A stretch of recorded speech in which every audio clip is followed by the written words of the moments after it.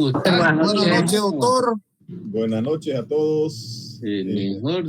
Tratemos de tener, si quieren, los monitores encendidos, los micrófonos apagados para que podamos vernos. Ya que hablamos como si estuviéramos en sesión espiritual, a veces no, que no escuchamos nada, no vemos nada. Así que bueno, escucharlos y verlos. Está bien. Gracias. Nosotros, bueno, yo en lista tengo como casi, ¿cuánto? 80, 90 alumnos, pero no sé cuántos en realidad ingresan. Ustedes que ya se conocen, ya es el último módulo este.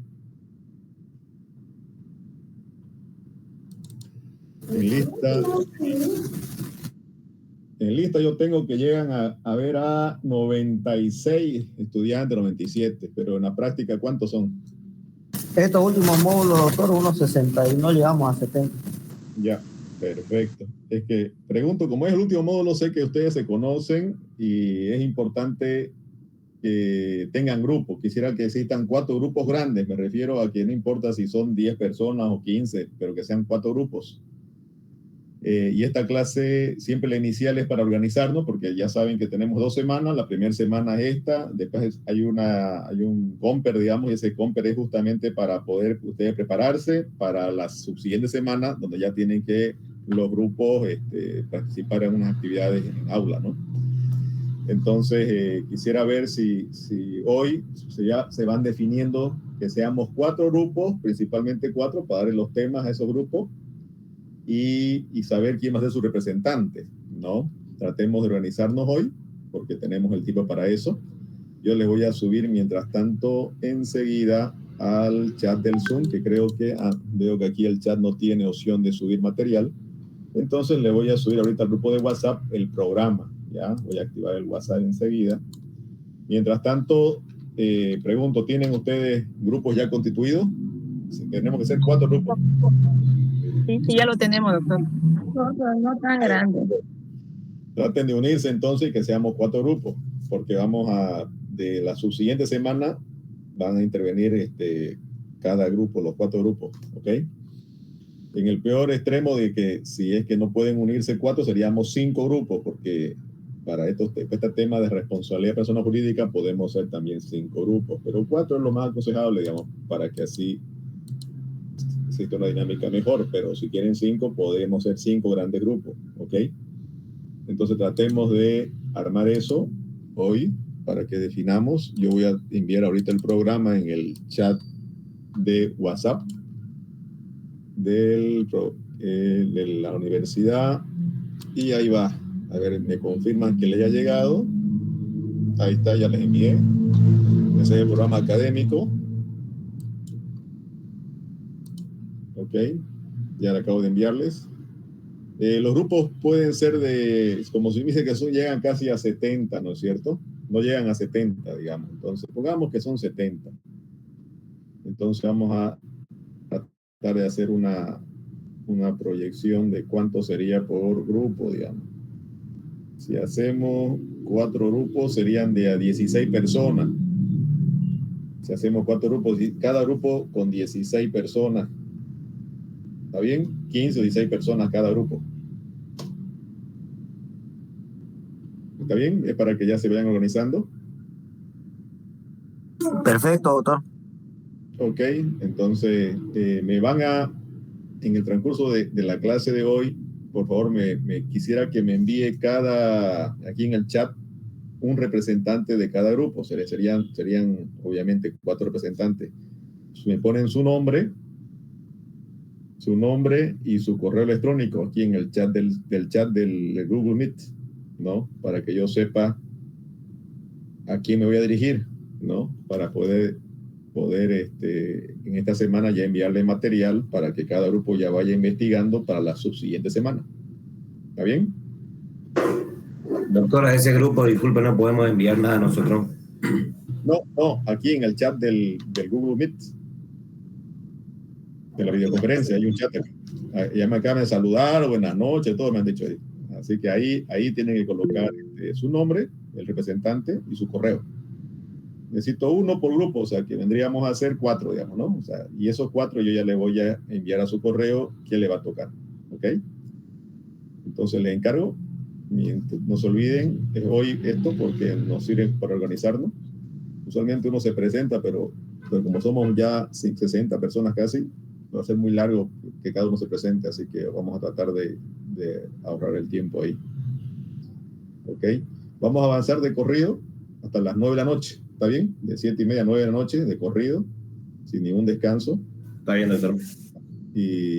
Pero otra vez les sugiero de que vayan ya organizándose, grupo de 16 personas, y por favor, cada grupo, un solo representante, me escribe aquí en el chat de Google Meet, de la videoconferencia, el nombre y su correo electrónico, por favor, ya. Quiero anotármelo para enviarles en este transcurso de semana material. ¿Ya? Bueno, la temática de hoy, pregunto, ¿ustedes avanzaron relacionado a derecho penal económico y de la empresa? ¿Avanzaron ese módulo o no? ¿Avanzaron? ¿Derecho penal económico y de la empresa? ¿Derecho penal económico? No, doctor. No, perfecto. No. Lo que pasa es que es, digamos, un rigor académico.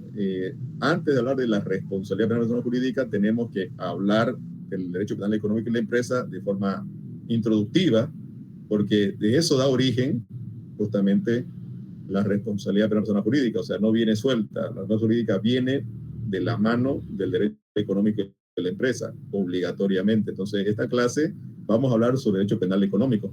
Por eso es que ustedes, voy a compartir pantalla, vamos a ver el programa.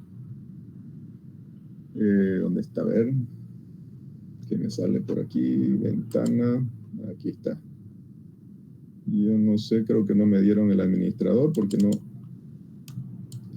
no me deja compartir pantalla. Vamos a ver, compartir pantalla. No me han dado el administrador, parece. No me está dejando compartir pantalla. A ver, ahora sí. Ahora sí está apareciendo. ¿Ven, no es cierto? ¿La pantalla o no? ¿O no le aparece nada? Estamos viendo lo que Sí, está doctor, presentando, se ve. doctor. Ya, ahorita voy a tratar de poner el archivo y voy a pasárselo a este lado. A ver. Ahora me creo que no aparece otra. Voy a tratar de nuevamente dejar de presentar. Vamos a tratar que aparezca. Esta es. Ahora sí. Ahora sí aparece. Ahora sí, lo ven, ¿no es cierto, el programa? Doctor, ¿se ve? Sí, se ve. Muy bien. Ahí, bueno, está mi hoja de vida, un resumen, que algunos ya me conocen. Soy Ciro Áñez, tengo una maestría justamente en esta área y especialidad en esta área también, Derecho Penal Económico y la Empresa. Y ahí está la responsabilidad penal jurídica. Ahora, ¿qué es lo que buscamos nosotros justamente en esta competencia general? Ahí dice claramente analizar y comprender el marco normativo, ¿no? Y los principios jurídicos relativos a esta responsabilidad penal de persona jurídica. Es algo que en Bolivia, de forma abierta, se empieza a hablar a partir de la ley 1390 de agosto del 2021. Antes teníamos la ley 004, año 2010, aparece de forma camuflada, decimos camuflada, porque no modificó el Código Penal la ley 004. La ley 004, el 31 de marzo del 2010, acuérdense, que agarra y establece en el artículo 28 la responsabilidad penal a las personas jurídicas, pero de forma de fachada, diríamos así, porque debió haber modificado el Código Penal. En el año 2010, el Código Penal, en su artículo 5, seguía diciendo que solo comete delitos las personas naturales. En cambio, en el caso de la ley 1390, ya modifica el artículo 5, aparece el artículo 5 bis y demás, donde ya habla la responsabilidad penal de las personas jurídicas. Entonces, este tema vamos a abordarlo justamente desde su origen. ¿De dónde proviene este tema de la responsabilidad personal jurídica? Sabemos que es el sistema anglosajón, pero hay una asignatura mayor que se llama Derecho Penal Económico de la Empresa, que de ahí surge estos criterios de la responsabilidad penal de las empresas, las personas jurídicas. Al decir personas jurídicas no solo hablamos de empresas, obviamente estamos hablando también de asociaciones civiles, fundaciones y cualquier tipo de persona jurídica que exista, no necesariamente las sociedades comerciales, pero apunta principalmente a las sociedades comerciales, ¿no? Entonces eso vamos a ver. como vemos aquí en el programa, cuando decimos competencia específica, decimos desarrollar el trabajo colaborativo y en equipo, y esto es justamente los grupos que van a ir ustedes ya formándose hoy, para que me envíen su nombre y su correo de cada grupo, un representante de cada grupo. Luego dice desarrollar capacidades que permitan ofrecer conocimiento sobre derecho penal y económico y la empresa, y eso es justamente el origen, ¿no? de dogmático, el origen principalmente doctrinario del derecho de la responsabilidad de personas jurídicas. Luego habla de ese lograr aplicación de conocimiento teórico y práctico de este derecho penal de la empresa, que ahí ya empezamos a hablar de la responsabilidad de personas jurídicas. Después desarrollar las capacidades de asimilación de conceptos sobre responsabilidad penal en la estructura de la empresa, que es la persona jurídica, como te digo, ese enfoque que va más a sociedades comerciales, pero engloba a las demás, y sus severas consecuencias. Luego, integrar el conocimiento sobre el ámbito de derecho penal y formular unos juicios sobre la aplicación de derecho penal en relación a la empresa, y lograr la apropiación de conocimiento sobre la regulación y sus consecuencias procesales. En cuanto al contenido, ahí lo tienen, ¿no? Hablamos de introducción y concepto de derecho penal económico de la empresa, que es lo que vamos a ver hoy, en sentido restringido y sentido amplio. Abarcaremos hoy esa temática. Si nos sobra algo más, continuaríamos mañana, pero luego ya empezamos de lleno a hablar sobre esta responsabilidad penal a las personas jurídicas y sus modelos de responsabilidad. Cuando hablamos de esto de la persona jurídica, vean de que les decía a ustedes que en Bolivia ya empezábamos a hablar a partir de la ley 004 del 2010. Solamente a manera de enunciar este tema, fíjense el artículo 28, para que tomen en cuenta de que ahí aparece ya por vez primera en Bolivia, en el año 2010, del 31 de marzo, en el artículo 28 de la ley 004 aparece en su último párrafo la responsabilidad a las personas jurídicas, ¿no? Vamos a leerlo, tan solamente de manera de introducción, diríamos, para Bolivia, y luego ya vamos a entrar ahorita a hablar sobre este derecho penal económico y de la empresa. ¿Quién lo lee el artículo 28 de la ley 004? ¿Quién lo tiene a mano? Estamos en ambiente virtual, así que pueden usar Google, bajarla, la ley 004, el artículo 28.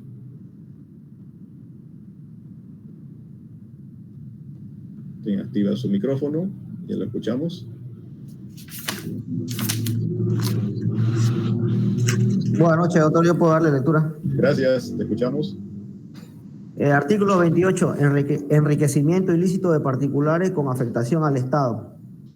Las personas naturales que mediante actividad privada hubiera incrementado desproporcionadamente su patrimonio respecto a sus ingresos legítimos, afectando el patrimonio del Estado, no logrando desvirtuar tal situación, será sancionado con la privación de libertad de 3 a 8 años, multas de 100 a 300 días y el decomiso de los bienes obtenidos ilegalmente. Incurrirán en el mismo delito y en la misma pena los representantes o ex representantes legales de las personas jurídicas que mediante actividad privada hubiera incrementado el patrimonio de la persona jurídica, afectando el patrimonio del Estado y que no pueda demostrar que provienen de una actividad lícita. Adicionalmente, la persona jurídica restituirá al Estado los bienes que le hubieran sido afectados, además de los obtenidos como producto del delito, y serán sancionados con una multa del 25% de su patrimonio. Eso indica, doctor. Muchísimas gracias, José Flores. Fíjate que ahí, por ejemplo, ya en esta última parte aparece esa responsabilidad de persona jurídica que habla de la multa sancionadora. Y dice el 25% de la multa sancionadora de su patrimonio. Está hablando del patrimonio neto, del patrimonio de la empresa. Es lo que en Bolivia se introduce en el 2010 y se iniciaron determinadas acciones judiciales para determinadas personas jurídicas a nivel de sociedades comerciales, pero desde un contexto de gente que era empresario con relación con los políticos, es decir, eran empresarios políticos. Y claro, no prosperaron demasiado porque obviamente no tuvieron, digamos, los fundamentos necesarios para hacerlo, pero sí iniciaron procesos penales. O sea, hubo un segmento a quien atacaron en su momento, pero fueron más de un contexto más político que necesariamente judicial, pero hubo la intencionalidad. En el año 2011 empezaron a hacer ciertas causas y demás. Entonces nosotros en este módulo vamos a hablar sobre este artículo con más profundidad. Solo estamos leyendo de forma introductiva para que vean que en Bolivia ya había del 2010, pero a partir del 2021, como les digo, de forma abierta, es decir, ya sin que sea una ley especial solamente, sino que se modifique el Código Penal, aparece este criterio.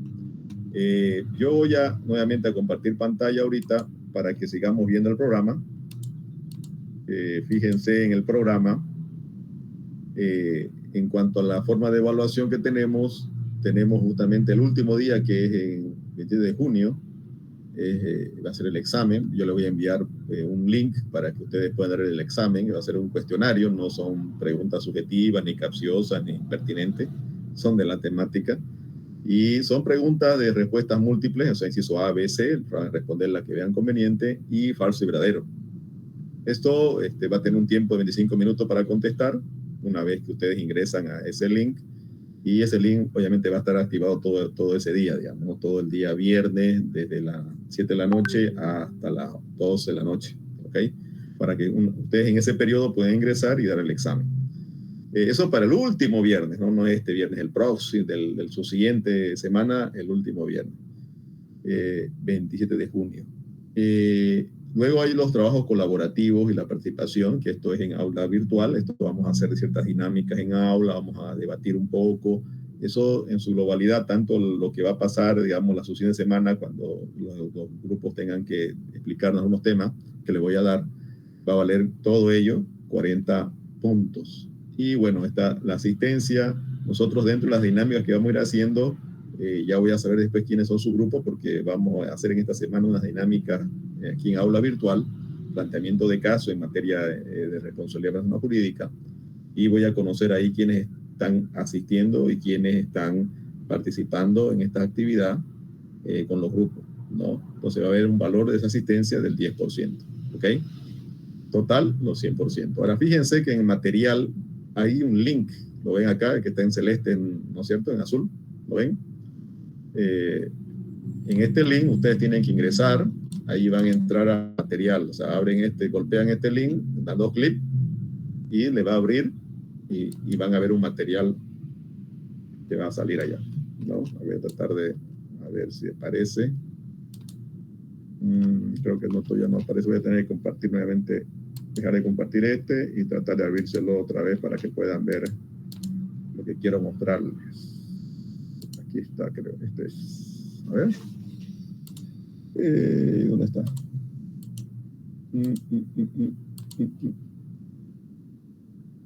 Mi unidad aquí está. Ahí está. Le va a salir esto, donde dice material RAR. Viene a ser esto que dice material RAR ahí. Significa un archivo comprimido. Ustedes cuando den 2 clics a este material RAR que dice aquí, una vez que ingresan a esa unidad, le va a abrir varios archivos, ahí está el material. Y luego aquí está el programa que acabo de enviarle. Entonces, traten de ingresar. Está abierto esto para que ingresen, verifíquenlo. Ok, verifíquenlo. ¿Han ingresado? ¿Han podido ingresar a ese link? ¿Pudiste ingresar? No quiero abrir, doctor. Doctor, buenas noches. Dice material.rar. Exacto. No compatible, sale. Ah, sí. Vamos a Se tener pudo, yo pude abrirlo. Tipo archivo no compatible me sale. Debe ser tu computadora, porque creo que Jorge pudo abrir, ¿no, Jorge? Sí, doctor, pude abrirlo. Sí, doctor, se puede abrir. Ok, entonces los que no tengan, traten que en su grupo se los entreguen, porque se puede abrir, debe haber un programita en su computadora, pero... ¿Por dónde lo mandó, doctor? Doctor, manda el link. Es que está en el mismo programa. Está en el Drive, compañero. Claro, nuevamente le voy a enviar, nuevamente le voy a Puede mostrar. abrirse normal, doctor, está bien. Claro, muy bien. Aquí está, mire, en el mismo programa que estoy mostrando acá, que estamos viendo, que se lo envié al grupo de WhatsApp, en el programa existe el punto 6, dice material complementario, y ahí está el link. Ahí pueden dar dos clics. Gracias. Ok, entonces ahí van a poder ver, ok.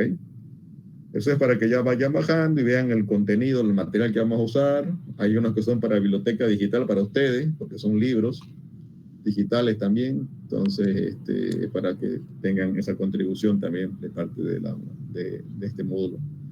Entonces, ahora sí, alguna pregunta, hasta acá está claro, ¿no? Tenemos 40 puntos sobre las dinámicas que vamos a hacer en el aula virtual, junto con los grupos, obviamente. Luego vamos a tener 50 puntos por el examen, el cuestionario, que es individual, eso ya no es grupal, y luego tenemos el 10 puntos por estar presente, y eso vamos a evaluarlo en función a las dinámicas que vamos a hacer, los grupos que van a intervenir, ¿no? Porque no es que vamos a tomar listas, sino que vamos a verificar en función a las actividades que vamos a hacer en grupo, ¿ok? ¿Alguna pregunta hasta acá? ¿Está claro, no? ¿La tienen clara? Sí, ¿no? Sí, doctor. Perfecto. Entonces, empezamos ahora a hablar sobre este derecho penal económico. ¿Qué es este derecho penal económico y de la empresa? Vamos a hablar desde su origen doctrinario, que es lo que nos interesa, ¿no? Resulta que en el siglo XX ya la criminología sufre una transformación de paradigma. Es decir, si nosotros recordemos pregrado, cuando avanzábamos en la universidad, en pregrado, nos hablaban sobre la criminología desde la perspectiva de Garófalo, Ferri, entre otros más, que mencionó Lombroso, que ellos hablaban del criminal nato, ¿no es cierto?, que pensaban de que el delincuente era una persona o bien que tenía muchas necesidades o una persona que carecía de instrucción, de educación, que era ignorante, o era una persona que vivía en la periferia y tenía necesidades económicas muy fuertes. Entonces, ellos hablaban inclusive de que había genéticamente personas que eran más proclives al delito, y de esa manera se enfocó en mucho tiempo la criminología, porque iba acompañando la criminología al derecho penal. Es decir, el derecho penal establecía la conducta típica en la ley penal, y la criminología lo que trataba es verificar las causas, por qué el ser humano era proclive a la comisión de delitos, y era más enfocado principalmente al ámbito de los delitos relacionados a vida, integridad física, salud, pero no enfocaba con mayor fuerza los delitos de contenido, en este caso económico, ¿no? O sea, cuando hablamos de delitos económicos, no estamos hablando de los delitos contra la propiedad necesariamente, estamos hablando de los delitos que afectan a la economía nacional.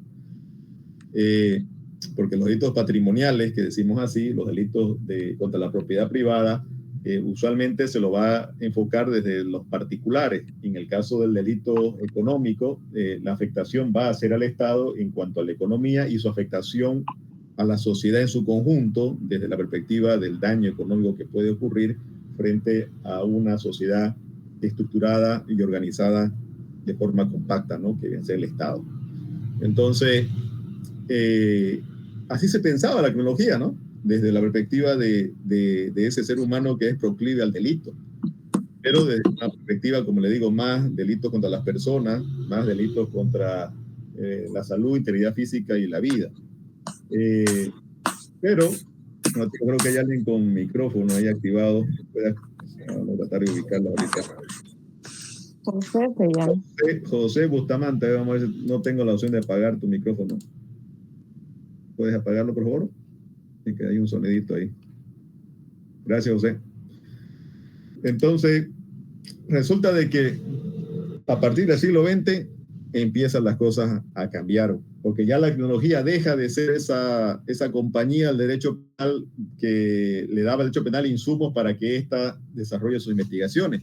Resulta de que esta ciencia preocupada por el delincuente, sus circunstancias genéticas, físicas, psíquicas y el objeto que éste tenía para la comisión de delito, ya se traslada a otra perspectiva. La criminología empieza ya no ser la compañía del derecho penal, sino más bien la criminología le empieza a dar insumos al derecho penal. Es decir, le dice, existen conductas que no están en la ley penal y que está ocurriendo y deberían tener una conducta típica. Así debe haber una ley penal que incluya nuevas conductas delictivas. Entonces, ahí aparece la criminología indicándole esa realidad, que hay delitos que están siendo impunes y que debería existir un delito para eso. Deberían crear un tipo penal. Entonces, ahí aparece ya la criminología siendo un aportante, o sea, aporta al derecho penal y ya no tan solamente un seguidor del derecho penal, una compañía.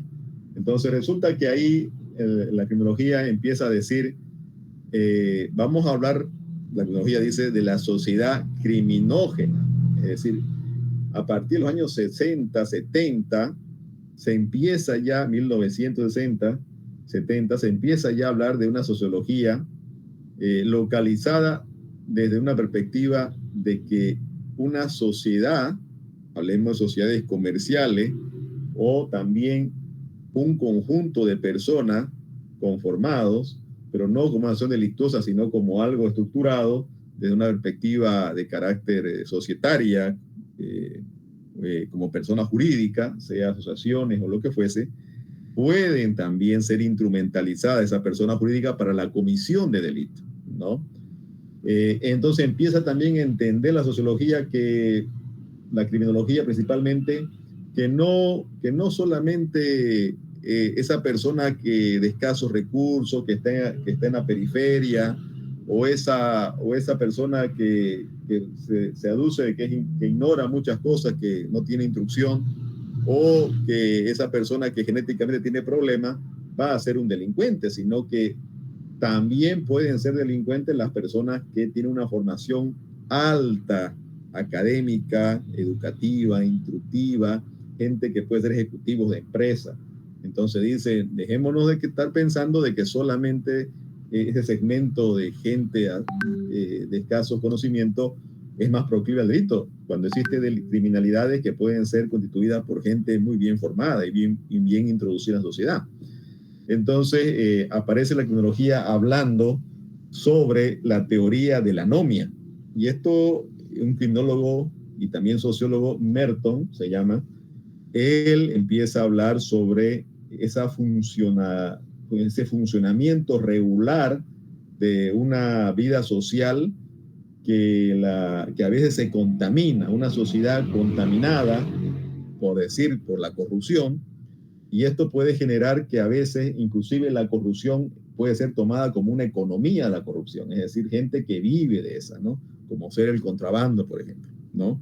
Entonces dice, aquí hay una teoría de la anomia, o sea, hay gente que está viviendo y subsiste cometiendo delitos, ¿no? Y estos son grupos, digamos, ¿no? Entonces empieza la teoría de la anomia a entender que el crimen ya como una expresión de funcionamiento regular de una vida, o sea, mal llevada, pero como organizada, ¿no? Estructurada.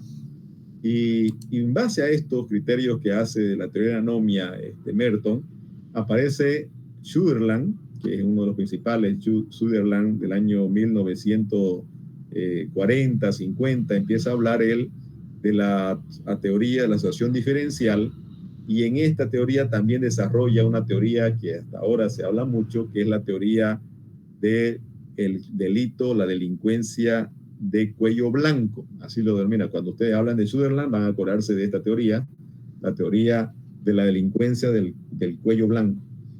Y al hablar de esa delincuencia de cuello blanco, en realidad ya está mencionando situaciones de personas que no son gente de escasos recursos, sino más bien gente que está muy bien posicionada. Y Sutherland entonces empieza su ensayo de esta teoría de la delincuencia de cuello blanco a preguntarse, ¿no? Él hace el cuestionamiento en su ensayo y empieza a responderse a sí mismo. Y él primero se pregunta y dice, ¿es un delito el denominado delito de cuello blanco? ¿No? O sea, obviamente que no lo es, digamos, pero él así empieza para provocar, ¿no?, al derecho penal, para que empiece a pensar que pueden haber conductas delictivas que no están siendo tipificadas. Entonces él dice, esta debe ser una nueva visión del delito. Ahí empieza, año 1940, fíjense, 40-50, a hablar de esto. La segunda pregunta que se hace Sutherland es, ¿puede aplicarse la palabra delito a las actuaciones ilegales de las corporaciones económicas sometidas a decisión judicial? Es decir, las corporaciones económicas empresariales, ¿será que pueden también cometer ilicitudes? Entonces ahí él pregunta eso y dice, y de ser así, ¿por qué no se aplica generalmente y por qué no han considerado los criminólogos y el derecho penal al delito de cuello blanco como un análogo a cualquier otro delito? Entonces ahí hace la provocación directa y hace y justifica, obviamente, y ya advierte de esa tendencia de no estar utilizando métodos punitivos y tampoco tratando de acabar con esas estructuras que cometen delitos, ¿no? Y él lo denomina ese estatus de los comerciantes, ¿no? Delitos de cuello blanco, estamos hablando de sociedades comerciales, ¿no? Entonces el término cuello blanco es el ejecutivo, ¿no? O sea, el de camisa, la persona bien introducida en sociedad, una gente que es parte también de la productividad, pero que también pueden cometer delitos a expensas de una corporación, ¿no? Entonces beneficia no solo a la corporación, sino también a él mismo, pero la corporación donde él es parte accionario.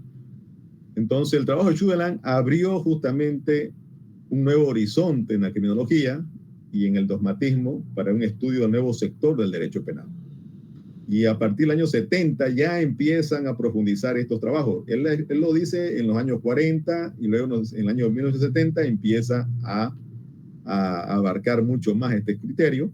Y Francia, por ejemplo, ya en el año 1971 empieza a realizar debates iniciados por el profesor Coulson sobre fraude fiscal, o sea, organizaciones empresariales que se constituían y cometían fraude fiscal y demás, y que era una forma de instrumentalizar a la persona jurídica para comisión de delitos y que obviamente afectan al Estado.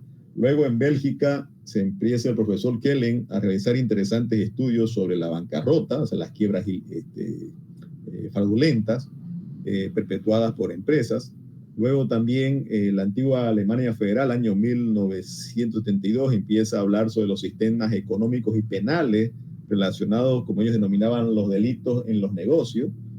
Y luego el Consejo de Europa, año 1976, realizó la conferencia sobre los aspectos criminológicos sobre delitos económicos y creó un subcomité que se llama el subcomité, en este caso, sobre delitos económicos y comerciales.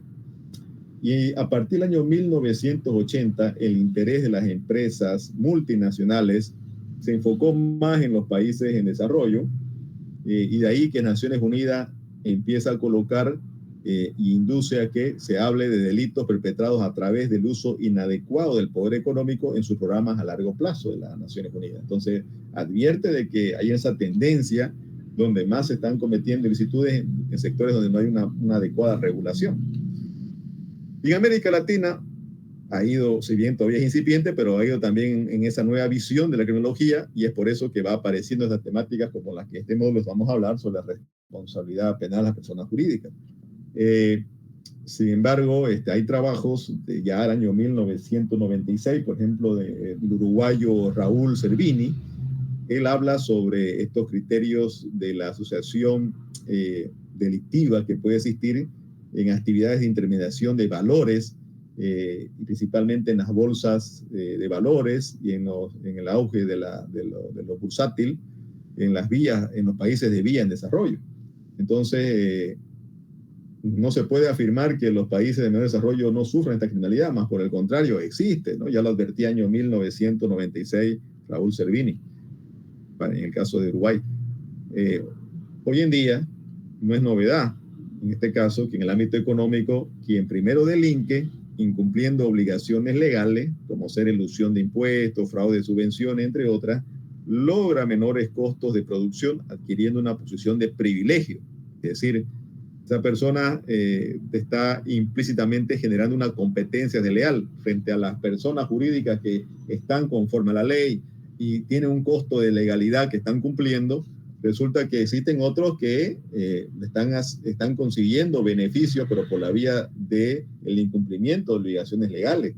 Llámese contrabando, llámese elusión de impuestos, llámese fraude de subvenciones y demás.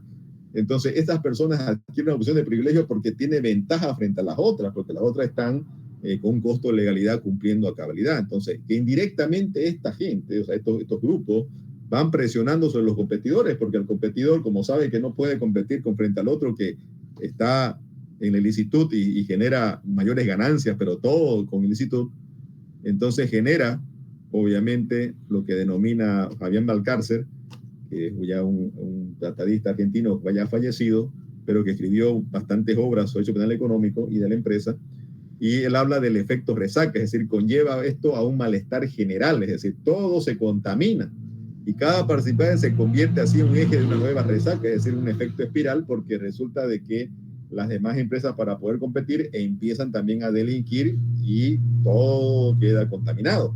Pero es justamente por esa competencia desleal. Entonces se necesita dar protección también al sector, obviamente, de la legalidad dentro del ámbito empresarial y obviamente atacar a esas competencia desleal que puede existir, los monopolios, oligopolios, entre otras cosas más.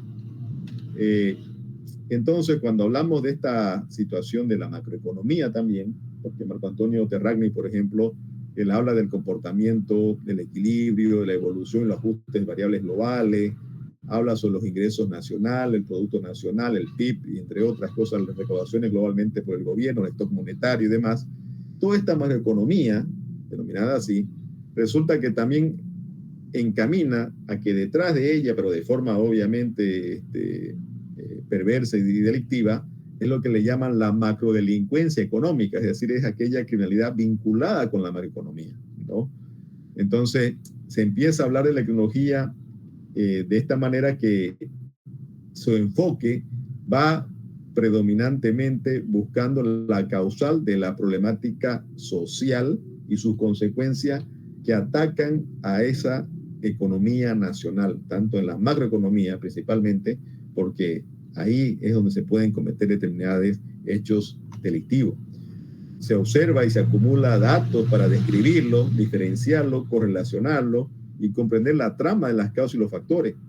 La causa de un fenómeno no es otro singular, sino una serie de infinitos factores antecedentes. Es decir, cuando hablamos, por ejemplo, de determinadas ilicitudes de conducta humana peligrosa como fenómeno individual y social, empieza la criminología a buscar saber qué está pasando y por qué.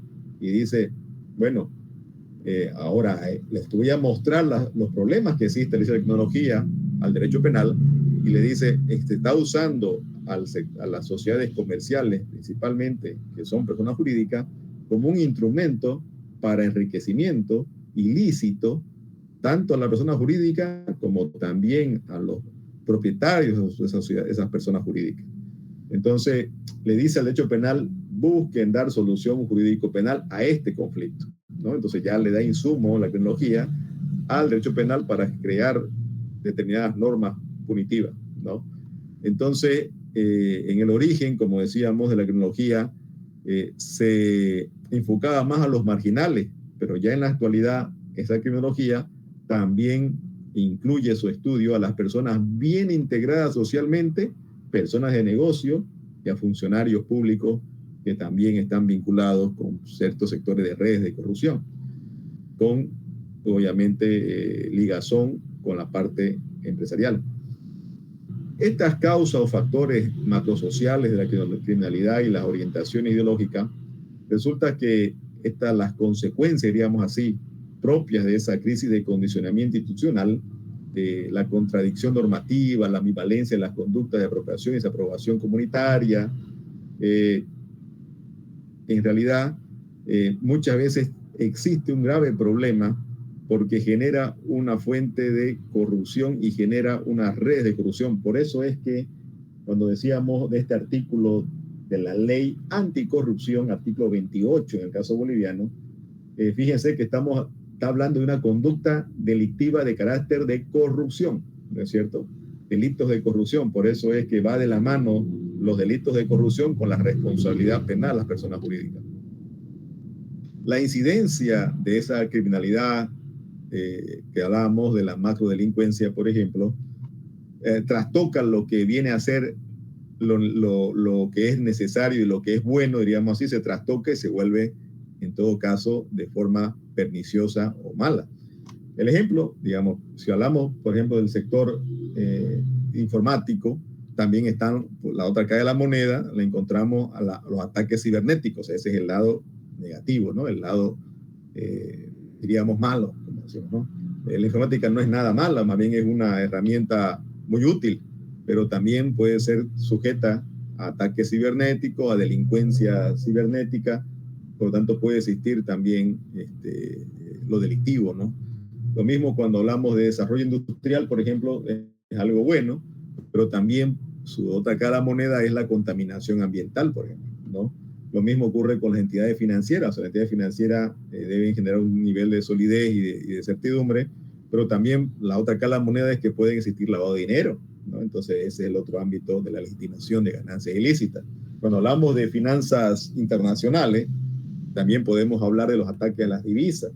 Cuando hablamos de libertad ambulatoria, es decir, que todos tenemos libertad de locomoción, también podemos hablar de la parte delictiva de la trata de personas y tráfico de personas, ¿no? Cuando hablamos de finanzas públicas, por ejemplo, también podemos hablar de los delitos tributarios, la otra cara de la moneda. Cuando hablamos de administración pública, podemos hablar de corrupción pública, ¿no?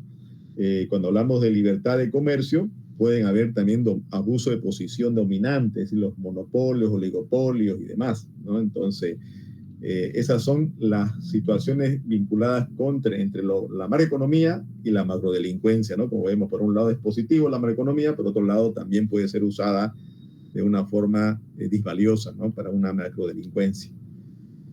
Y Terragni, Marco Antonio Terragni, usa una frase, él es el inventor de estos términos, que dice: existe una especie dorada de criminales, así lo denomina Marco Antonio Terragni, una especie dorada de criminales.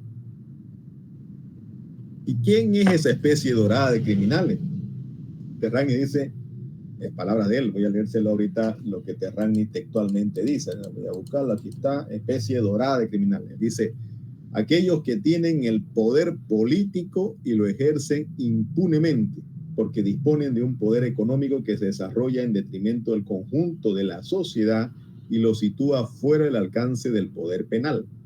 Entonces, eso lo denomina textualmente, acabo de leer lo que dice Marco Antonio Terragni, y lo llama como la especie dorada de criminales, así lo dice Marco Antonio Terragni.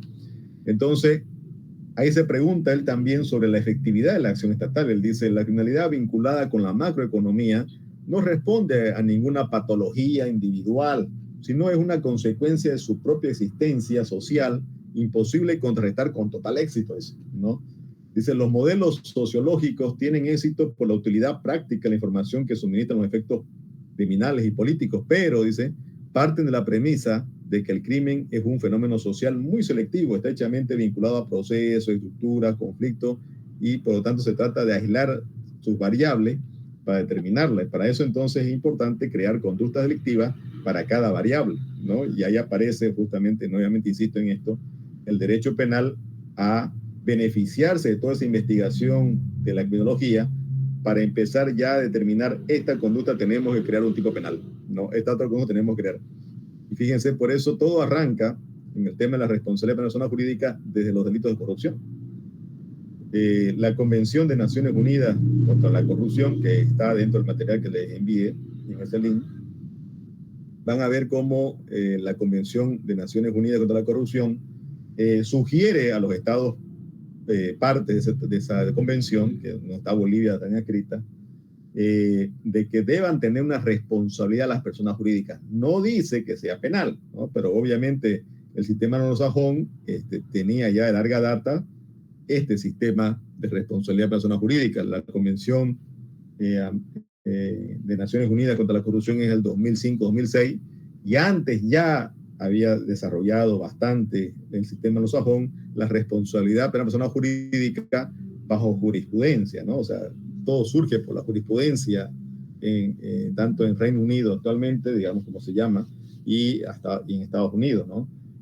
Por lo tanto, la misma convención tiene la presencia de Estados Unidos en esa convención, y lo que hace es impulsar esta responsabilidad de la persona jurídica, pero como le digo, la convención sugiere que cada estado decida según sus propios principios y su propio derecho que tenga una responsabilidad de la persona jurídica. Para algunos va a ser responsabilidad administrativa mediante el estado, mediante la situación del derecho sancionador, ¿no?, del estado, o administrativo sancionador, o mediante el derecho penal. Entonces se han ido adquiriendo cada vez más, se han ido suscribiendo al derecho penal de las personas jurídicas, en el caso de 5 países, principalmente en Sudamérica. ¿Quiénes son? Que eso lo vamos a ver durante el transcurso de las clases. Es, en este caso, Chile, es Argentina, es Ecuador, es Brasil y es Bolivia recientemente, ¿no? Donde ya se ha hecho un híbrido, digamos. Nosotros venimos de un derecho continental, es decir, de un derecho germánico-romano, romano-germánico, donde no existe ese criterio de que las personas jurídicas puedan cometer delitos, ¿no? El derecho germánico, romano-germánico, siempre ha considerado a las personas naturales como los que pueden cometer delitos, no así las personas que son surgidas de la ficción jurídica como las personas jurídicas.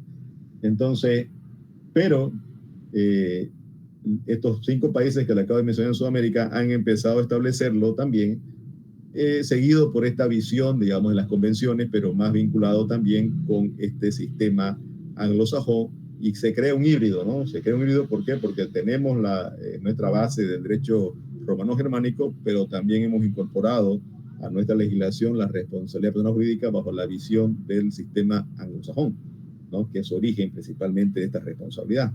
No, en otro lado no existe. Los alemanes todavía siguen, no se la creen todavía la responsabilidad jurídica, y no la tienen ellos allá la responsabilidad a las personas jurídicas en Alemania.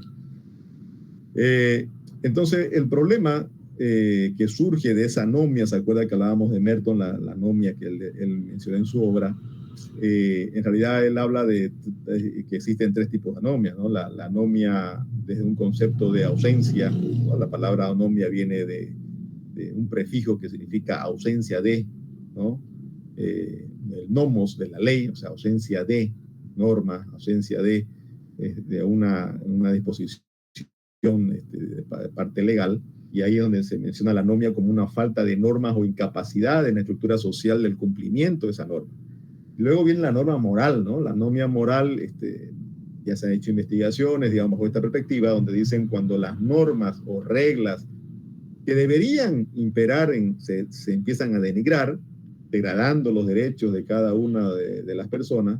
Cuando decimos, por ejemplo, en esa distorsión, cuando decimos que lo malo es bueno o lo bueno es malo, o sea, esa es una anomia moral, o sea, una destrucción del carácter moral y una situación de mala orientación a todo, ¿no? Y luego está la anomia psicológica, que es esa perturbación psicológica que dificulta que una persona se comporte de acuerdo con el conjunto de normas y convenciones del tipo jurídico, cultural y moral de su vida en sociedad. O sea, son personas proclives siempre a buscar la corrupción, debilitando obviamente la conciencia colectiva, generando mayor capacidad de criminalidad, de ganancias ilícitas mediante corrupción generalizada y desvergonzada, ¿no? Es lo que denomina la doctrina como un estado o una situación de corrupción generalizada, le llaman estado de corrupción, ¿no? Al acto de corrupción de forma generalizada, y esto genera una economía perversa de la corrupción, ¿no? Eso es lo que esos avances que han existido han llegado a apuntar de esta manera, de que existe esta situación vigente. Entonces dicen, bueno, ahora empiecen a establecer conductas típicas porque esto está pasando, ¿no? Ya vemos que en el año 1939-40 Sutherland ya mencionaba sobre esto con la famosa teoría de los delitos de cuello blanco, y hoy ya en los años, estamos hablando 2010, 2023, empieza a incorporarse en otras legislaciones que no son del sistema anglosajón este tipo de responsabilidad a las personas jurídicas, ¿no? Entonces, hay una situación problema, ¿no? O sea, la competencia entre los grupos económicos y entre estos, entre sí, y el Estado también, ¿no? O sea, la pregunta que se hacía Terrani era, ¿y quién gana? O sea, ¿quién tiene más recursos para superar al otro? Y cuando sabemos bien que existen organizaciones criminales transnacionales que en cuanto a capacidad económica que manejan, puede ser mucho más que un Estado, ¿no? Entonces, ahí es cuando el ataque es mucho más complicado a este tipo de criminalidad delictiva, de organizaciones criminales con sus tentáculos internacionales. Y es por eso que también se piensa hablar de la transnacionalización en la faja operativa, ¿no? De estos grupos. Y se tiene que ver el principio de territorialidad. Entonces, cuando ustedes ven, por ejemplo, en el delito de legitimación de ganancia ilícita, esa redacción totalmente entreverada, una redacción muy, muy subjetiva, muy amplia que tiene, y unos delitos fuentes enormes que se manejan, es coincidente con varios estados que tienen ese tipo de redacción, ¿no? En otros estados llaman blanqueo de capitales, otros hablan de lavado de dinero, otros lo mencionan como delitos de lavado también de activos, y en el caso boliviano lo llamamos como legitimación de ganancia ilícita, pero en su redacción todos tienen un parecido. ¿Y eso por qué? Porque lo que tratan es que exista una legislación que se parezcan para poder luchar contra esta criminalidad, ¿no? Y así el principio de territorialidad se pueda dejar de ser un obstáculo cuando decimos no tiene una legislación que acapare a esta, sino la tienen. Entonces pueden hacerse proceso en cualquier otro estado por este mismo ilícito y tiene una correlación y pueden haber una cooperación internacional en esa lucha contra ese tipo de delitos, por ejemplo. Entonces, esa cooperación internacional es importante, por eso es que se empieza a establecer este tipo de nomenclaturas, digamos, en el ámbito jurídico penal. Y en el caso de estos delitos, como decíamos, empresariales, ¿no? De las personas jurídicas bajo la perspectiva de sociedades comerciales, se empieza a hablar del sistema de doble imputación. Y reitero, o sea, cuando hablamos de personas jurídicas, no solo hablamos de sociedades comerciales, cometen también fundaciones, asociaciones civiles, sociedades civiles y demás, pueden cometer delitos, ¿no? Entonces, el sistema de doble imputación significa de que se va a imputar tanto a la persona jurídica, ¿no? Y se va a atacar inicialmente a su patrimonio, y está también la responsabilidad de las personas naturales, ¿no? Entonces, la imputación, el sistema de doble imputación significa que se va a responsabilizar a la persona natural con su libertad, y a las personas jurídicas se le va a atacar también a ella, principalmente con multa sancionadora y otras penas más que vamos a ver que son atendientes a las personas jurídicas, ¿ok? Ese es el sistema de doble imputación. Se ataca y se sanciona a la persona natural y también a la persona jurídica. Dentro de esta definición, entonces, de derecho penal económico, fíjense que hay un concepto restringido y un concepto amplio. El restringido es, pues, desde su origen, digamos, empieza a abarcar todo lo relacionado al derecho aduanero, derecho penal tributario, al régimen cambiario, a los delitos ecológicos, pero luego se va ampliando y actualmente la tendencia es el concepto amplio, o sea que eso incluye, en este caso, los delitos de fraude, de subvenciones, los delitos financieros, los delitos contra la regularidad del trabajo, por ejemplo, la seguridad social, esto es el derecho penal laboral, porque son cometidas también por las corporaciones, las quiebras fraudulentas, los balances falsos, la corrupción, la competencia desleal, los delitos denominados delitos empresariales con afectación a la economía nacional y los daños al ecosistema, ¿no? Y ahí está varios autores, entre ellos Raúl Cerveni, ¿no? Que ya menciona esto. Alonso Peña, por ejemplo, en su libro Derecho Penal Económico, él menciona que el derecho penal económico es un apéndice del ius puniendi estatal. Acuérdense, cuando hablábamos de este ius puniendi, de derecho a sancionar, decimos que el Estado tiene el ius puniendi, pero este ius puniendi es como una raíz, ¿no? Y de ahí tiene dos vertientes. Uno es el derecho administrativo sancionador y el otro es el derecho penal. En el derecho administrativo sancionador también se sanciona a las personas, pero de un carácter administrativa, ¿no? Y se sanciona a personas naturales y también a personas jurídicas, pero de carácter administrativa. En el caso del derecho penal se va a sancionar a la persona natural con su libertad, pero también se va a sancionar penalmente a la persona jurídica dentro de un proceso penal. Entonces, cuando hablamos de derecho penal económico, estamos diciendo que es un apéndice de ese ius puniendi estatal y se encarga de prevenir y reprimir aquellas conductas disvaliosas que se manifiestan en una grave perturbación y distorsión de la normatividad que regula la libre competencia y otros principios fundamentales que se coligen a la economía social de mercado, a la economía de un país, ¿no? Entonces, por eso cuando hablamos de, por ejemplo, el artículo 28 que hemos leído, la ley 04, dice enriquecimiento ilícito de particulares con afectación al Estado, ¿no? Por eso ahí va a afectar al Estado, obviamente, en su patrimonio, ¿no? Entonces, tiene una vinculación con la afectación hacia la economía, ¿no? Y hacia el patrimonio también del Estado. Luego les decía que ese derecho penal económico también está vinculado con esa responsabilidad, por eso se llama derecho penal económico y de la empresa, porque va vinculado con esa responsabilidad a las personas jurídicas en cuanto a sociedades comerciales de empresas.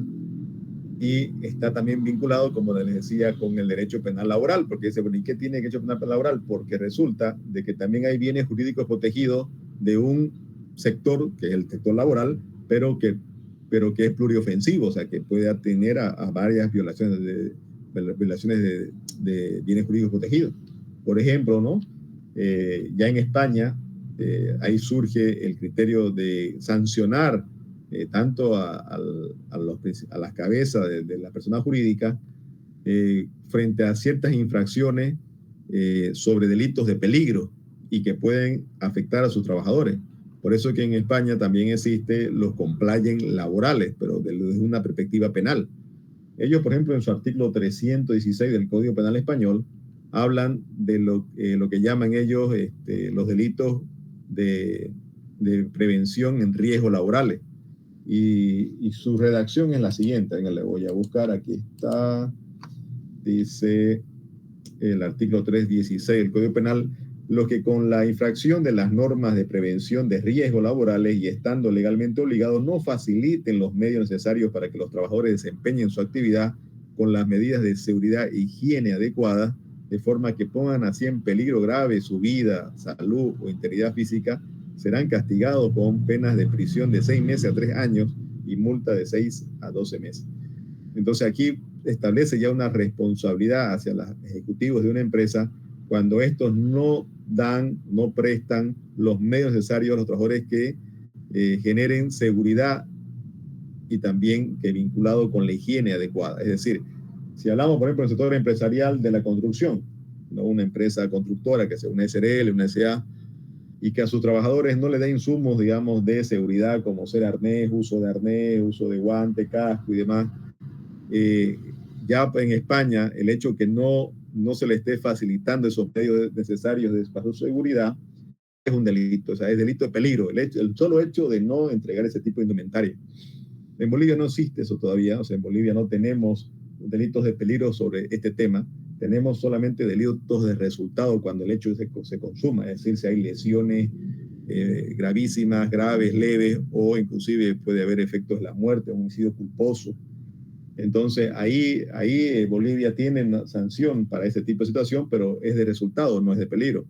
En el caso español, como acabo de leerlo, son delitos de peligro. El solo hecho de no facilitar los medios necesarios de protección en las medidas de seguridad e higiene ya es considerado un delito y se sanciona porque pone en grave peligro la salud, la vida e integridad física de sus trabajadores.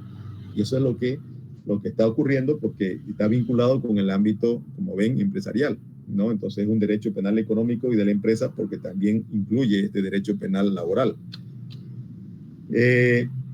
Luego también dentro de sus estudios que acompañan la criminología a estos estudios de derecho penal laboral, en el caso europeo, fíjense que también hablan de que ese deber de cuidado que debe existir debe tener una cadena de mando dentro de la empresa, ¿no? O sea, se habla de que el trabajador debe tener un jefe de seguridad, pero también debe ser capacitado ese trabajador para poder responder a las emergencias necesarias, no solamente quedarse presto a que lo que diga el jefe de seguridad, ¿no? Entonces, ¿por qué? Porque si no hay un grave riesgo de que la posibilidad de que el daño realmente se produzca y que en todo caso, por no saber tener una capacitación adecuada, se agrave la situación y ponga en más grave peligro la vida, salud, integridad física de todos los demás. Estoy hablando, por ejemplo, en situaciones de incendio y demás, cuando el sector empresarial capacita a su personal, sabe el uso eficiente del tema de seguridad y puede prevenir mayores daños, digamos, ¿no? Pero si no lo sabe, se va a multiplicar el daño. Entonces, ahí viene el compliance. Cuando hablamos de la palabra compliance, ustedes tienen que entender que la palabra compliance significa programa de cumplimiento normativo. Es decir, las empresas tienen que crear un programa, un plan, como llaman en Argentina, plan de integridad, donde resulta de que la empresa tiene que empezar a crear un plan donde se establece el cumplimiento de la norma de su país y busca mitigar todo tipo de impactos de carácter delictivo. Llámese, por ejemplo, lesiones graves, leves, como dije, homicidio culposo, llámese delitos de corrupción interna y demás. Tienen que empezar a velar por ese tipo de mitigación de impacto mediante estos planes de cumplimiento normativo, programas de cumplimiento normativo que en palabras anglosajonas significa compliance, ¿no? Se usa la palabra compliance, ¿no? Como ese programa.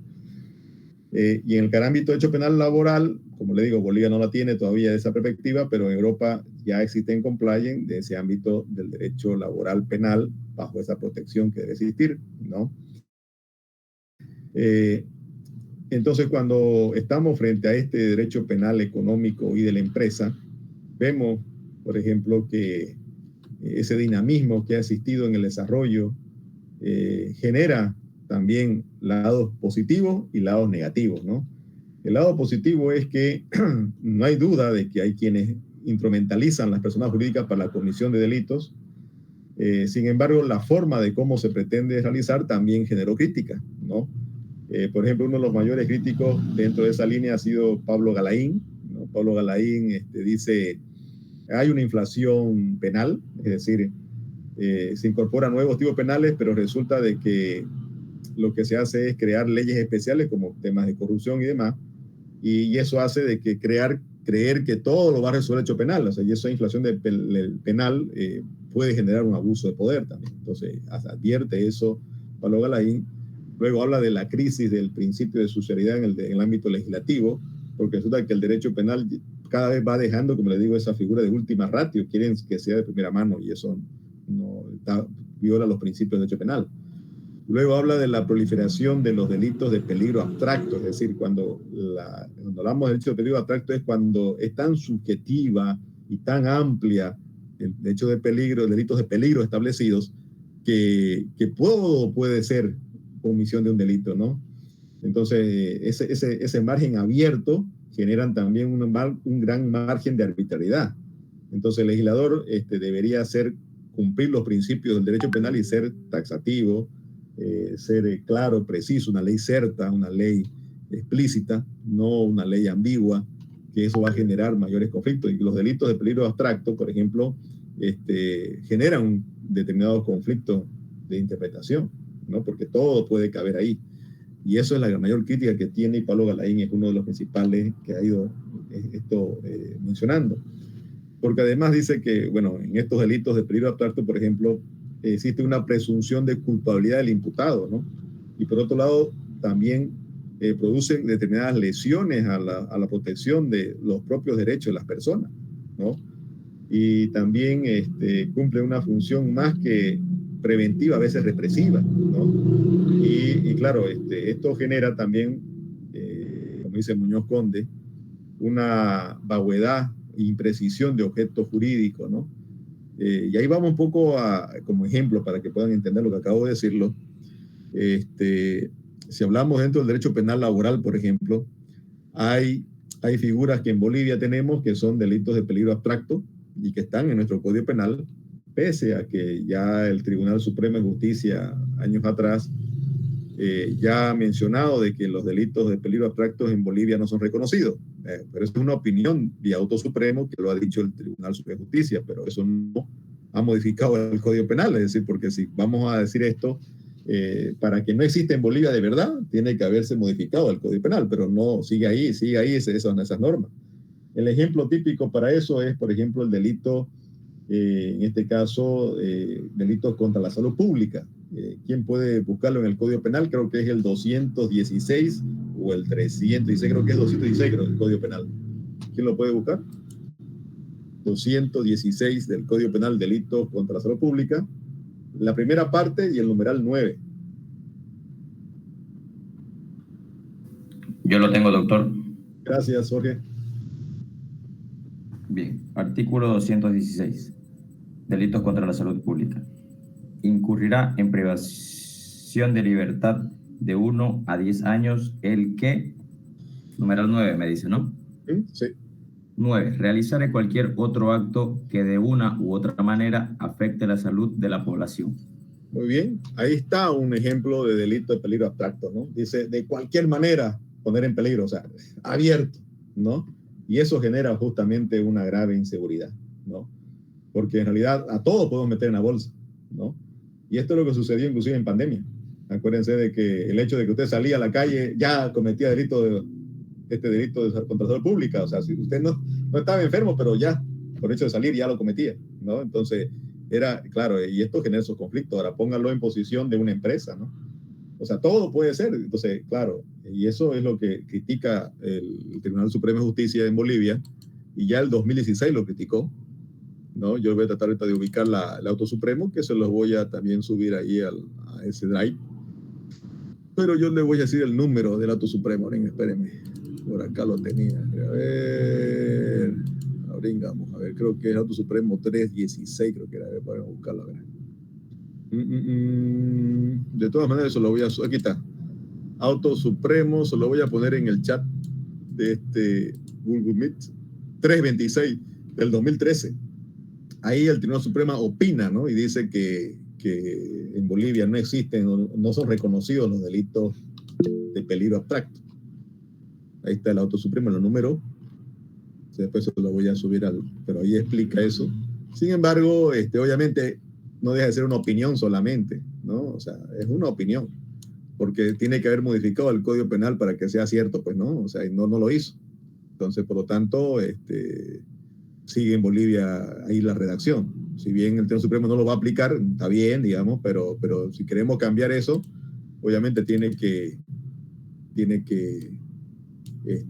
haber una reforma legislativa, ¿no? Necesariamente, no podemos quedarnos en eso, pero insisto, así lo mismo, así como ese ejemplo que le doy, resulta que los delitos de peligro abstracto en materia de derecho penal económico y la empresa van surgiendo, ¿no?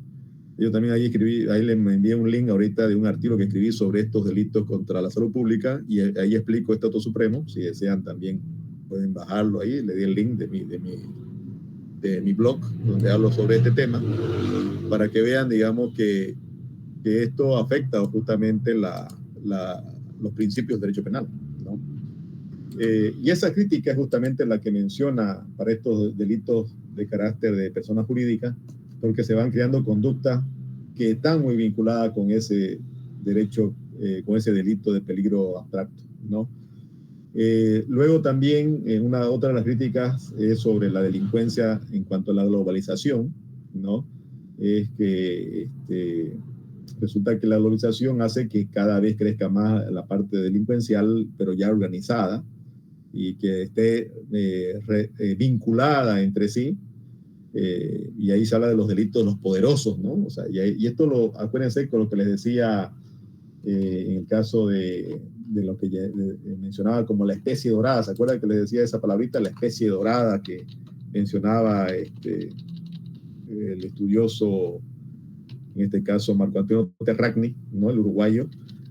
Silva Sánchez, que es un penalista muy conocido español, él también usa otra palabra, que es la misma, ¿no? Lo que dijo Terragni, ya le dije que era lo llamaban como la especie dorada. Silva Sánchez lo llama los delitos de los poderosos, dice crimen of the powerful, ¿no? Usa el término en inglés, y él habla de los delitos de los poderosos, así los cataloga, ¿no? Y criminológicamente lo menciona como eso, y que tiene regulación legal insuficiente, ¿no? Y cuya dogmática se encuentra parcialmente pendiente de elaboración, ¿no? Porque no llegas a las cabezas, ¿no? Y eso es lo que él reclama, Silva Sánchez. Entonces hay situaciones comunes en este fenómeno global del derecho penal económico y de la empresa, donde por un lado van a aparecer nuevos delitos, como ya hemos visto, la ley 004 aparece con nuevos delitos, eso vamos a analizarlo en este módulo. La ley 004, ley anticorrupción, en el año 2010 establece nuevos tipos penales, como ser de enriquecimiento y uso de partido de compensación al Estado. Luego también habla del favorecimiento al ejercicio ilícito, también con una novedad, entre otros, son 4 figuras junto con el cohecho transnacional. Entonces aparecen estos nuevos delitos. Segundo, la ampliación de los ya existentes, es decir, amplía la conducta divaliosa, habla sobre la anticipación de la intervención de hecho penal, es decir, la última ratio se va diluyendo muchas veces. Luego habla de la disminución de las garantías. Esa es una de las principales críticas. Y el incremento de las penas, ¿no? O sea, las penas las empiezan a ampliar creyendo que con eso también van a poder ser efectivas, pero no necesariamente es así. Y cuando hablamos de la disminución de las garantías, fíjense, cuando leemos ese artículo 28, la S04, ahora vamos a leerlo bajo esa perspectiva. Vamos a advertir cómo es que como un ejemplo, se van disminuyendo las garantías en este tipo de nuevos delitos que aparecen, pero que están vinculados al derecho penal económico y de la empresa. Leamos nuevamente el artículo 28. Primero empecemos a leer el primer párrafo y vamos a advertir los problemas que tiene. ¿Quién lo puede leer? Nuevamente el 28 de la ley 04, pero solamente el primer párrafo. Yo, doctor. Gracias. Artículo 28. Enriquecimiento ilícito de particulares con afectación al Estado. Las personas naturales que mediante actividad privada hubiera incrementado desproporcionalmente a su patrimonio respecto de sus ingresos legítimos, afectando el patrimonio del Estado, no logrando desvirtuar tal situación, serán sancionadas con la privación de libertad de 3 a 8 años multa de 100 a 300 días y el decomiso de los bienes obtenidos ilegalmente. Muchas gracias. Fíjense, ahí en ese primer párrafo ya aparecen esta situación de vulneración de garantías de las personas. Primero, deja la puerta abierta, fíjense, cuando dice la persona natural que mediante actividad privada hubiere incrementado desproporcionadamente su patrimonio. ¿Qué es desproporcional? ¿No? El legislador lo deja la puerta abierta, ¿no? Y eso genera, obviamente, un margen de arbitrariedad para el juzgador. O sea, el legislador deja la puerta abierta para que el juzgador tenga su margen de arbitrariedad. Situación de que en otros países, por ejemplo, este mismo delito también lo tiene antes que nosotros, lo tenía Colombia. Colombia lo que hace por su jurisprudencia a colocar un criterio de desproporcionalidad, y eso se va consolidando en el tiempo. Es decir, no podemos generar una sospecha para toda una población.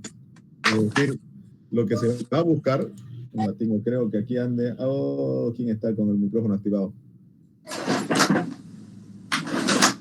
José Mario Vargas, tu micrófono, por favor. Ok, gracias. En Colombia, cuando se habla de desproporcionalidad, ellos dicen, tenemos que tener un segmento mayor. O sea, el segmento mayor a quien vamos a enfocarnos no es pues toda la población. Es decir, vamos a enfocarnos a lo que realmente es desproporcionado. Entonces, por jurisprudencia en Colombia, empiezan a establecer un ejemplo, ¿no? No estoy diciendo que sea actualmente eso, pero eso es la realidad. Dicen, por ejemplo, 100.000 salarios nacionales para arriba, por decirle así, eso es desproporcional, ¿no? O sea, jurisprudencialmente dice Colombia eso. ¿Para qué? Con el propósito de ese segmento vamos a controlar. Y esto surge, acuérdense, en los años 80.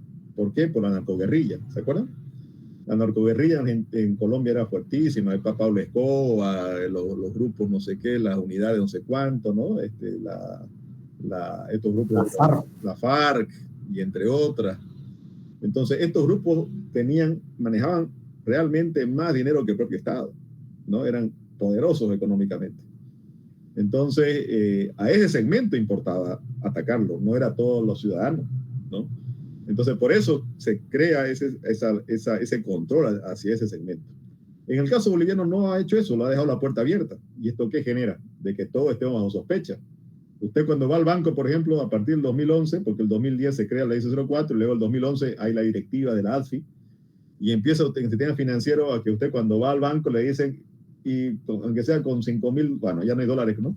O sea, en el mercado formal, pero digamos, usted iba con $5,000 y le decía, bueno, justifíqueme de dónde viene esa plata, ¿no es?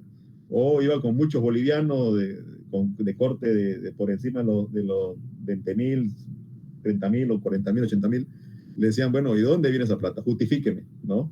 Y ahora ha ido bajando, ¿no? Inclusive los montos han bajado porque cada banco tiene su propio estándar de seguridad, y bajo el criterio de lavado de dinero, entonces dicen a todo mundo estamos bajo sospecha, todos tenemos que decir de dónde viene y para qué va a usar su plata. Entonces, sin embargo, debería atacarse a los segmentos reales. ¿Quiénes son? Esos segmentos delictivos mayores, pues, ¿no? Que estamos hablando de estos grupos de narcotráfico, estos grupos del contrabando.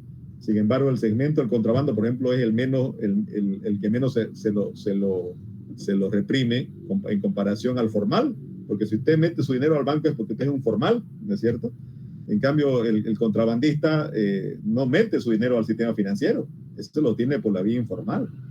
Entonces a ese sector deberían mayor controlarlo más, pero no lo controlan al que es más fácil, que es al formal, ¿no?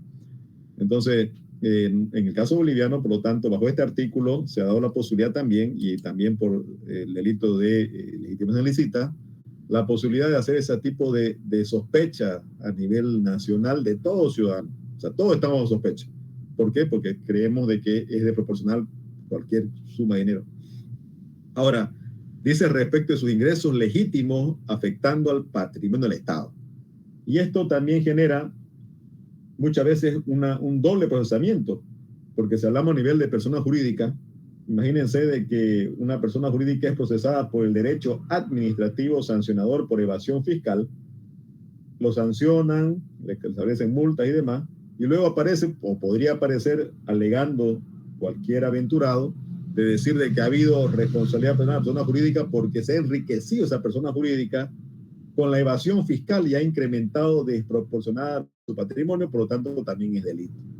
Cuando ya fue sancionado por la vía administrativa sancionadora, ya no debería haber otra sanción más que esa, porque es el mismo hecho. Sin embargo, deja la puerta abierta, ¿no? Y luego viene lo más impactante, digamos, ¿no? Dice, no logrando desvirtuar tal situación. Ahí está la inversión de la prueba, ¿no? Se supone, pues, que el acusador es el que está obligado a probar, ¿no? Si usted el fiscal o cualquier persona lo denuncia, quien acusa es el que debe probar el delito. Pero aquí en esta redacción está diciendo no lograr desvirtuar tal situación. ¿A quién? A la propia persona, o sea, en este caso al denunciado, al imputado, le está diciendo usted tiene que desvirtuar esta situación. Si no logra, es delito. ¿Me entiende?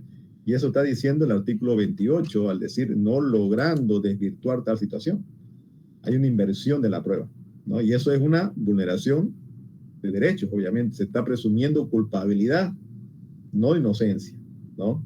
Y obviamente una afectación al debido proceso. Y esto es lo que justamente advertía, ¿no? Que en el derecho penal económico de la empresa, cuando creamos estos tipos de delitos, usualmente afectamos derechos, ¿no? Bajo esta perspectiva de hacerlo de esta manera, ¿no? Ahora, detrás de esto, obviamente también se habla de la filosofía o la teoría, en este caso, que ha ido describiendo Jürgen Jacobs, el estadista alemán, relativo al derecho penal del enemigo. ¿Por qué? Porque aquí en este artículo se ve, se denota esa corriente detrás de esto. ¿Por qué? Porque resulta de que bajo la teoría de Jacobs, que describe esta situación, él menciona de que la palabra enemigo se usa para decir que al decir enemigo ya no estamos hablando de un ser humano, sino de un enemigo. Entonces, para el Estado, al decir enemigo, no es un ser humano, es el enemigo del Estado. Entonces, como es enemigo del Estado y no es un ser humano porque ya se le ha puesto la etiqueta o el rótulo enemigo, pues a ese podemos vulnerar sus derechos. Entonces, a raíz de ese criterio es que también acá se ve demostrado de que aparece este criterio porque dice, bajo la etiqueta de decir corrupción, corrupto, vamos a decir que es el enemigo. Y por tanto podemos ver su derecho, claro, pero ese segmento que ellos atacan, hay una presunción de culpabilidad y puede haber personas que no son y que usualmente es un revanchismo político y lo vas a usar para usar en su contra, por un ejemplo, ¿no? Y vamos a usar la etiqueta de enemigo, ¿no? Y vamos a violar su derecho. Entonces, por eso se dice que este artículo 28, por ejemplo, tiene obviamente por atrás una fuerte tendencia al derecho penal de enemigo, esa teoría, ¿no? Porque le está vulnerando los derechos de la persona. Entonces hay una fuerte introducción al respecto, ¿no? Y la segunda parte, leámosla. ¿Quién la lee el segundo párrafo? Por favor, de este artículo.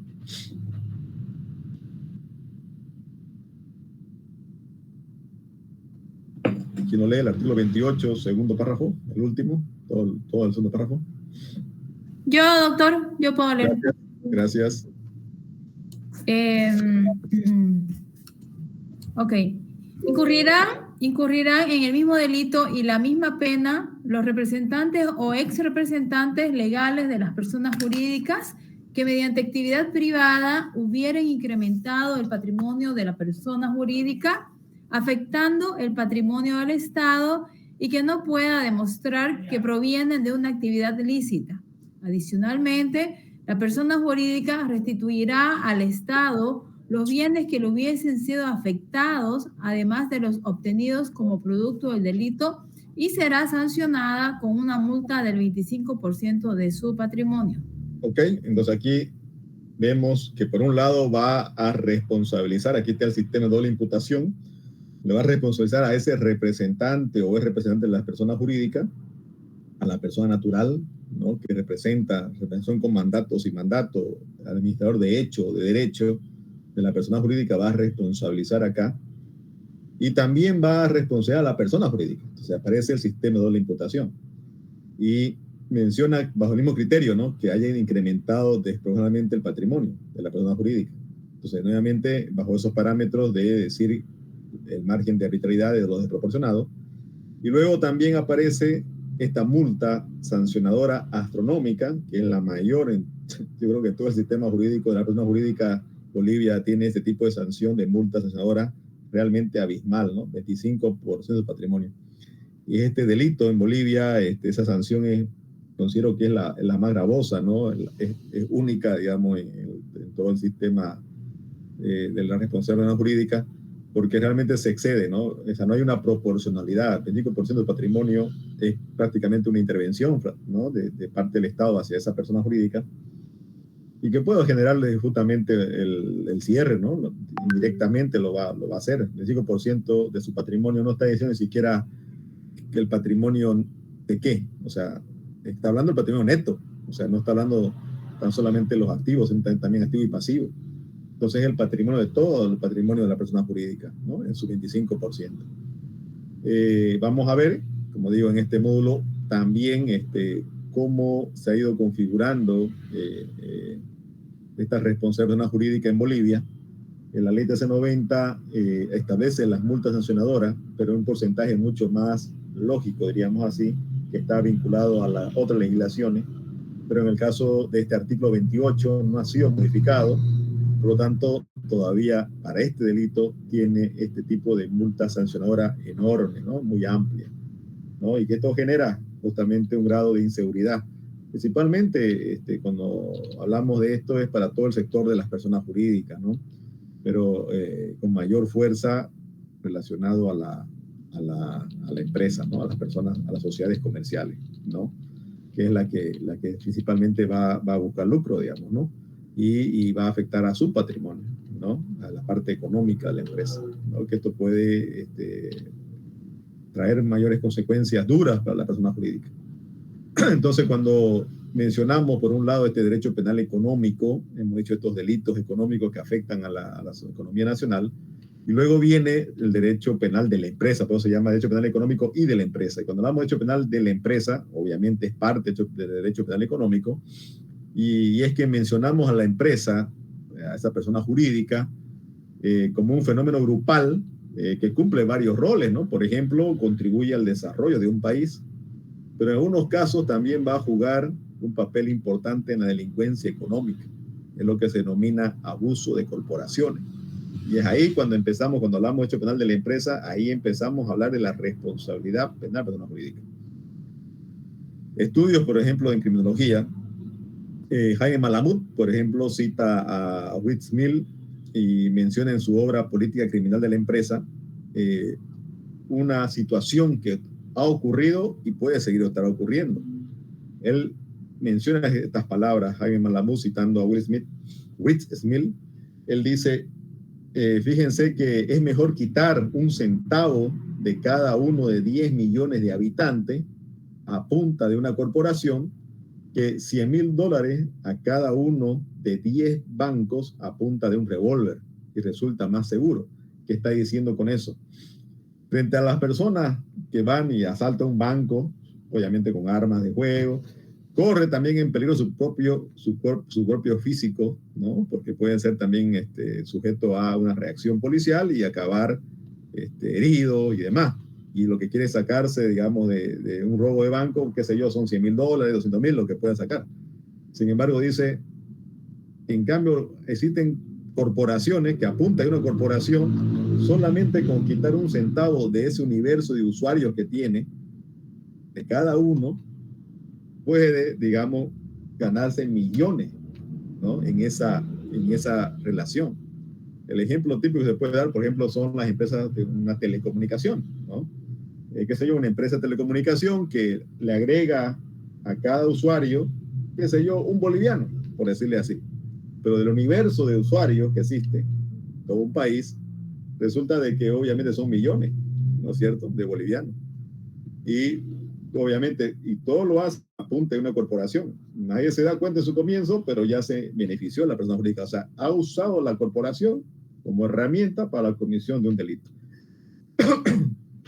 Y eso es derecho penal de la empresa, ¿no es cierto? Y ahí viene la responsabilidad de la corporación.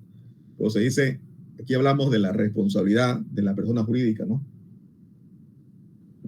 Porque lo que ha hecho acá es instrumentalizar a la persona jurídica para que, bajo la fachada de la corporación y abusando, ese abuso de corporación, se enriquezca ilícitamente, ¿no? Y ya lo decía Jaime Alamut al respecto, ¿no? Entonces, en el caso español, por ejemplo, en su jurisprudencia, justamente menciona, en el año 2002 decía, cuando se trata de delitos cometidos a través de una persona jurídica, la verdadera responsabilidad no está en la base, o sea, no está en el trabajador, en los jefes de determinadas áreas, sino que está en el vértice, o sea, en el ápice, en la vértice más alta de la empresa, porque esos órganos de directorio, ellos toman poder, tienen poder de decisión, tienen la capacidad de decisión, a diferencia de los otros, digamos, que solamente son operativos. Entonces, cuando se apunta a una responsabilidad de persona jurídica, se tiene que apuntar al ápice o a los órganos de gestión, ¿no? O sea, a la que tiene poder de decisión y a quienes ejecutan esa orden de decisión. O sea, no se va a atacar solamente a lo más bajo, los jefes de área, sino al nivel, primero, de directores de una sociedad y a los gerentes generales determinados, ¿no? Entonces, en este derecho penal de la empresa vamos a hablar dos tipos de criminalidad. Tenemos la criminalidad de la empresa y tenemos la criminalidad dentro de la empresa. Cuando decimos criminalidad de la empresa, nos referimos cuando la persona jurídica comete delitos hacia terceros, y ahí está el Estado también, ¿no es cierto? Ahí tenemos enriquecimiento de particular de concesión del Estado. ¿Por qué? Porque está afectando el patrimonio del Estado. Entonces es una criminalidad de la empresa frente a terceros.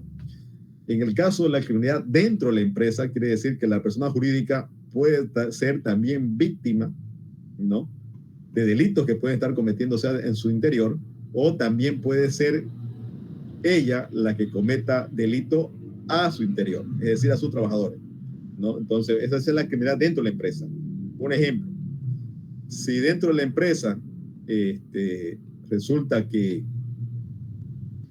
un trabajador está empezando en el área de almacén, por ejemplo, a llevarse cosas, hablamos de un supermercado, es una empresa, una sociedad comercial, una SRL, una SA, y resulta de que está sacándose mercadería.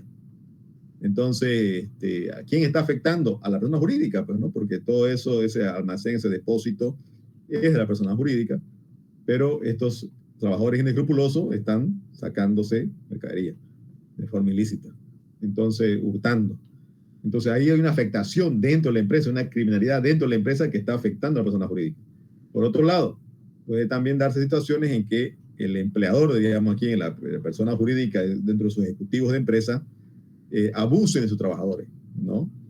Entonces ahí también va a haber una criminalidad dentro de la empresa, pero donde ya es la persona jurídica la que está cometiendo el delito a sus trabajadores. Entonces eso puede ocurrir, ¿no?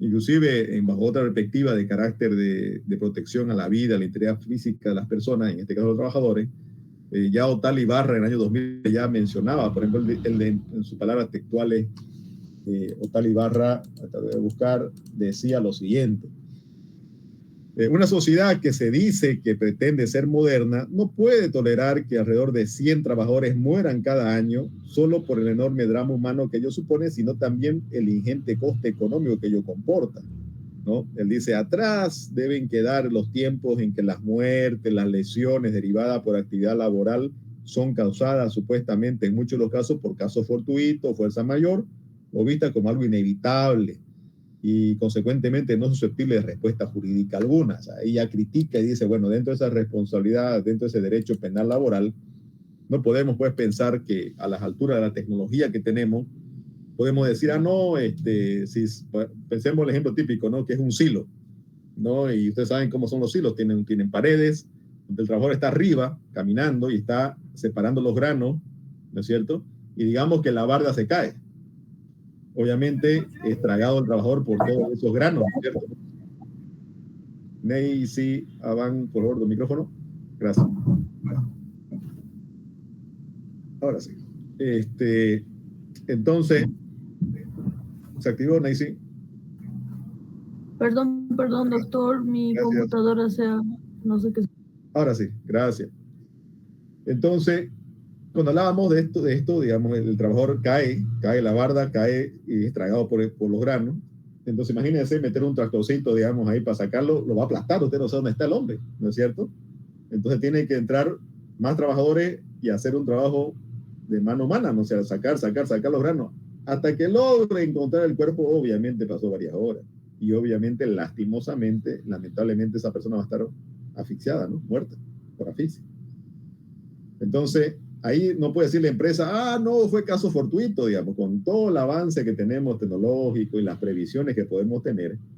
Entonces, ya Ibarra decía, no podemos alegar fuerza mayor, a menos que hubiera sido pues, un sismo, como en Chile, un terremoto, digamos, que pueda ocurrir. Ahí sí, pues, pero cuando estamos hablando de una empresa estructurada y con los avances que existen en la tecnología, obviamente deberíamos estar verificando de que esas paredes y todo estén en buen estado. Porque si se cayó es porque estaba en mal estado, ¿no? Ya tenían rajaduras y demás, estaban débiles. Entonces no podemos pensar así. Y el agente económico que esto representa es el daño a la persona, ¿no? Y ahí donde menciona, está dentro del derecho penal laboral, ¿no? Y esto está dentro del derecho penal de la empresa, y esto está dentro de la responsabilidad. Pero, como le digo, en el caso boliviano, la responsabilidad en derecho penal laboral no la tenemos configurada bajo un delito de peligro, sino la tenemos configurada bajo una figura de resultado, y va a atacar principalmente al ejecutivo de la empresa y no así a la persona jurídica necesariamente. En Bolivia, la configuración de responsabilidad penal de la persona jurídica está tan solamente para delitos de corrupción y vinculados con corrupción, ¿ok? Pero en otros países abarca también el derecho penal laboral, ¿ok?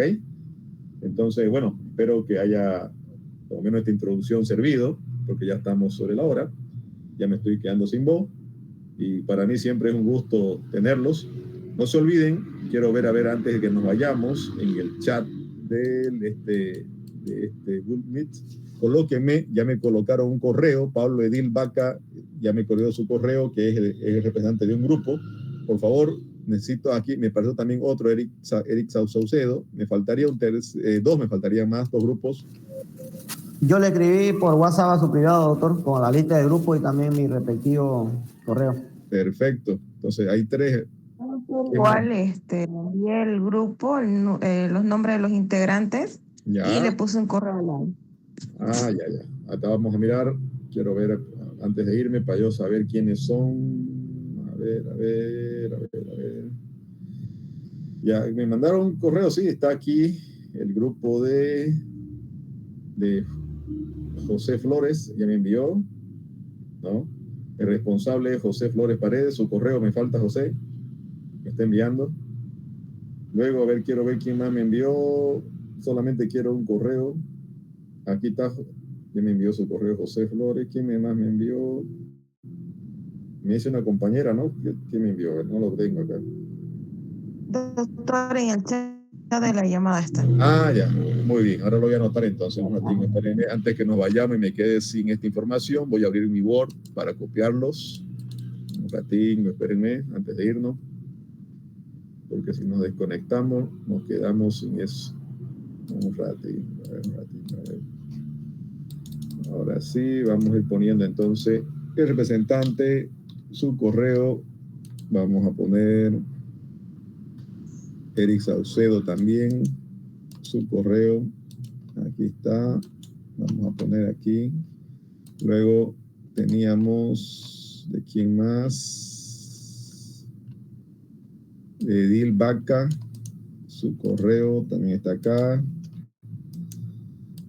Tengo el de Eric Saucedo, un grupo, tengo el grupo de Pablo Edil Vaca, tengo el grupo del compañero Flores y el cuarto, no sé cuál es el cuarto, me falta uno, creo. De Jocelyn Pomar, sí. Jocelyn, ¿y dónde está su correo electrónico, Jocelyn? ¿Me lo puede colocar aquí en el grupo? Sí, ahorita se lo coloco de nuevo. Es que aquí en el chat, Doctor, de nuestro grupo también, por favor. es como le digo, necesito yo solamente una sola persona con su correo.